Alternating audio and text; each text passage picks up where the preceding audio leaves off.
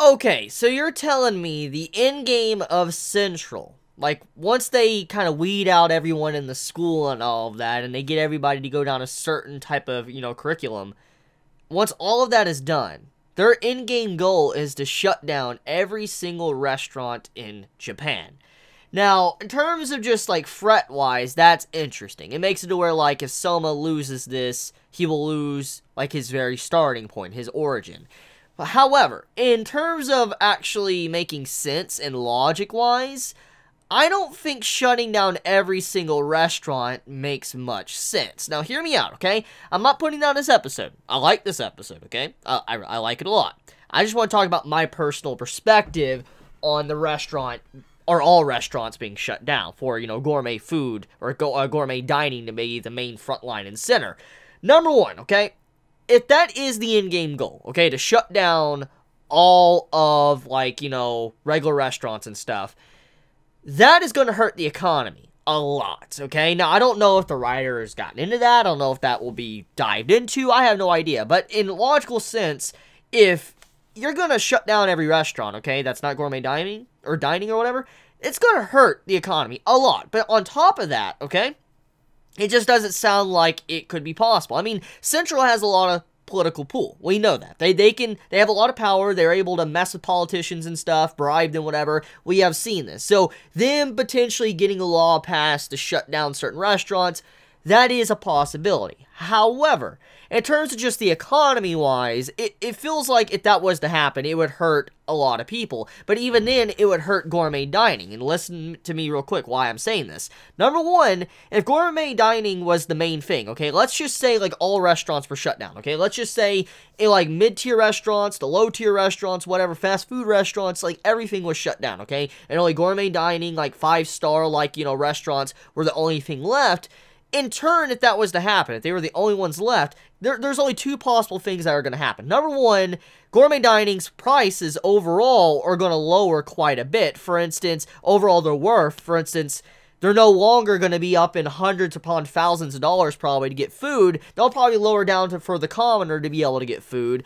Or they're going to raise so high up there that even rich people might not even want to go there in the first place. So what I'm saying is that it's going to mess with the economy. There's just no way that anyone is going to be fine with that. Like politicians, to anyone, in the workforce, nothing. It'll just be a really bad time to try to implement a law quite like that. So in terms of what Central is trying to do, it feels very unrealistic. It feels very unrealistic and not something that makes any sense whatsoever. But that's my point of view until more details are kind of expressed and maybe, Azumi explains himself. Then for now, that's my opinion. I just feel like the overall objective does not make much sense whatsoever.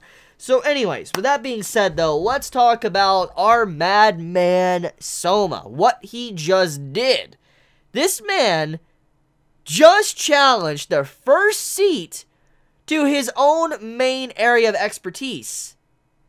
That right there is a very, very, very ballsy move.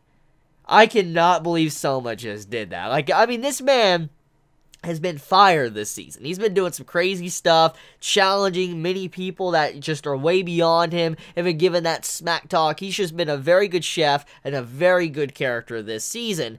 And I just cannot believe this man would challenge the first seat, the head of the Elite 10 like that. That was like, yo, what? Like, he's challenging him. And there's a couple of things that kind of worry me about this actual situation. Number one, Soma, it's epic seeing him do this. It's epic seeing the man go in and about to challenge the first seat, try to beat him. And from a narrative point of view, like looking at the plot and stuff, it seems like Soma shouldn't win this. He should not win this. The reason why I'm thinking that is because if he was to win, it would put down the perspective of the other Elite 10 members. For instance, the other Elite 10 members and all of that, they no longer will be as threatening as how they were in the past before, whatever that happens, if Soma was to win, because it would show that Soma, someone that's a first year, was able to just come in and dominate, beat the head of the Elite 10 like that. It would kind of lower the threat level of the Elite 10, that they're not really that crazy. So, from plot perspective, Soma shouldn't win this, because it would actually harm some aspects of the series, even once this arc is done, because once everything is said and done, okay, once this arc is done, things must go on, and the Elite 10 are still a big objective for Soma, and if he is to just go out of his way and beat the first seat like that, that's gonna kind of remove things from the future of the series that the writer could have dived into and taken time to build up and all that, so from the plot-wise, I just don't think Soma should win this fight. However, from how he is the main character and for what this stands for him trying to fight up against what, you know, Central is wanting to do, he shouldn't lose as well. Because if he loses, he'll become an assistant of the first seat. He'll join Central, the very enemy he's trying to take down, but on top of that, he also will, you know, lose his diner. All restaurants will lose themselves. So, looking at it like this, Soma shouldn't win, because it would, like, put him in a bad spot and a lot of things would happen, but at the same time, he should lose because it also would undermine the Elite 10. So there's a very interesting and difficult spot right here for the story, and I wonder how the writer is actually going to handle that, because it's very important. It's very important for the future of the series, so, yeah. Anyways, let's talk about... Besides that, let's talk about what happened, especially with Azumi, and how he got talked down to by Alice. So, Alice went in. Straight up dissed this man. Like, put this man down and all that. Ro in the background, he's just sitting there acting all smug and happy and all that. Seeing Alice just going up against this man. I thought that was a really good scene, by the way. And just seeing Alice just say her piece, and then eventually talking to Reina is like, hey, you need to stop being this man's puppet. Stop being the puppet to your father. Make your own decisions. Make your own choices. Don't be allowing this man to lead you down a path that you don't want to go down. And I love that. I love that entire moment because it's finally giving Reina a wake-up call that she doesn't need to be like a puppet. She needs to be able to make her own decisions. She needs to be able to go in and decide what she wants. And in this case, it seems like she's finally starting to make her own decisions. She's, you know, sticking around Soma, sticking around people she cares about, and she's also not being with her father, which means that she is slowly detaching herself away from him. And as we know, if Reina is not with her father, then his entire plan kind of comes crashing down, which I'm very curious. I'm really very curious, like, on how that explanation is going to be for why he needs Reina just so much. I mean, most likely because of the God Tongue, but I'm very curious on why she kind of fits in with all of the main in-game plans of, you know, what Central is trying to do.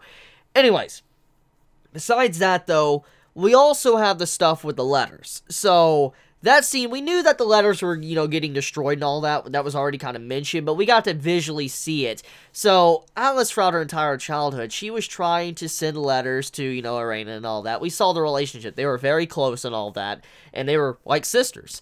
And as they were sending messages to each other, like, you know, Alice was trying to do it, she never got a reply back. And the reason for that was because Reina never got those letters. It wasn't because she didn't want to see those letters. It's because her father ripped them up, ruined them, and separated her from each other. So it was a very messed up image just to show how he was, in fact, not wanting Reina to have anyone. He wanted Reina to be so isolated by herself for she could only depend on him, which is just really disgusting. And as a character or as a person, it's just a really disgusting thing to do. But yeah. Anyways, besides all of that, though, I guess that's about it. I mean, the episode overall, it just gets really quick right into what really matters. I mean, we got the Alice stuff clarified with the Mel and stuff, and then we have the stuff going on with the first seat, and then Soma helping him out, showcasing that he's able to keep up with the first seat. So, I mean, there's some good stuff going on overall. I'm just very curious to see how the writer is going to handle it, because this is a very, very interesting moment for the series, and I'm going to assume it's going to turn out well, because, I mean, many have told me to start this manga for a long time, so I have a good, you know, like a really good feeling that it's going to turn out okay. It's not going to be bad writing. It's going to make sense in the end. I'm assuming it's going to be like that because of how many have recommended this to me in the past. But I want to end it there, so let me know your thoughts in the comments below. If you enjoy my content, please subscribe. If you like this video, please leave a like. I love you guys. Please be safe. Chibi out.